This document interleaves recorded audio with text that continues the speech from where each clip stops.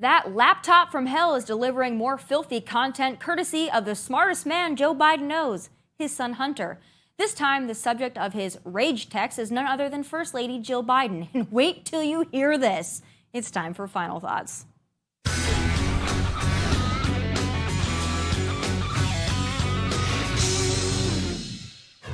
Yes, folks, Hunter Biden's gutter mouth and laptop from hell is blessing, or more accurately, cursing us with more content.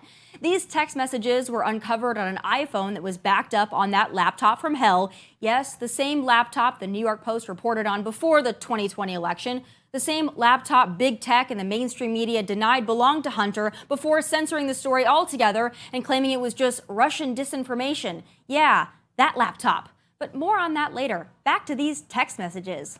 In a string of texts to his deceased brother's widow / his secret lover, Haley Biden, Hunter called his stepmom, Jill, an entitled "see you next Tuesday."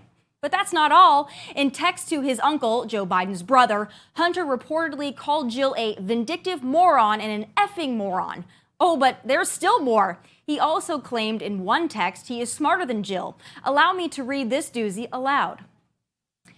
And you do know the drunkest I've ever been is still smarter than you could ever even comprehend, and you're a blank grammar teacher that wouldn't survive one class in an Ivy graduate program. So go F yourself, Jill. Let's all agree I don't like you any more than you like me. Wow, Hunter, tell us how you really feel. My God.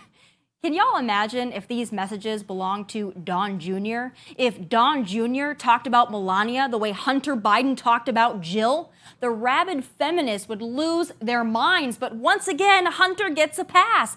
Add that to his book full of passes, including, but not limited to, being kicked out of the U.S. Navy Reserves after testing positive for cocaine on day one, a long record of addiction that includes drugs, alcohol, and prostitutes, dating his deceased brother's widow, classy, cheating on his wife countless times, plus fathering a child with a stripper, which he denied until a positive DNA test showed otherwise.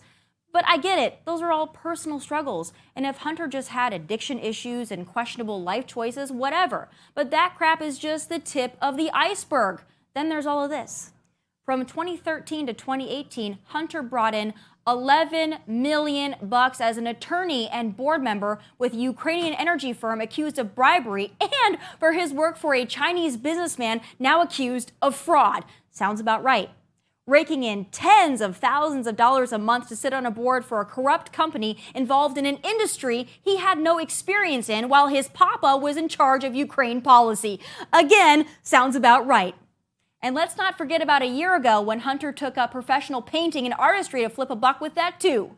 Do all crack addicts make this kind of dough, or is it just the ones related to the big guy? Yeah, despite overwhelming evidence to the contrary, Joe maintains he has no knowledge or involvement in Hunter's shady foreign dealings, but that's a bald-faced lie. We now have a leaked voicemail from Joe to Hunter that details that lie. But here's the always eloquent press secretary giving us those word salad Kamala Harris vibes. Well, first I'll say that what the president said stands. So if that's what the president said, that is what stands. We're not, from this podium, I am not going to talk about alleged materials from the laptop. Well, there you have it. They don't want to talk about it, so I guess we should all just pretend it doesn't exist, just like we pretend Biden is competent and mentally sound, and we should just all move on. And why is it only Fox News and Peter Doocy care to ask about it? Two privileged white guys raking in money on foreign business deals while one of those white guys sat and is now currently sitting in the White House. Gee, you'd think the woke media would be all over this white and White House privilege, but no, guess that liberal privilege just trumps all of it. There's going to be a day of reckoning for both Joe and Hunter and the Democrat Party and the members of the media covering for them, and that day is coming. And those are my final thoughts from Nashville. God bless and take care.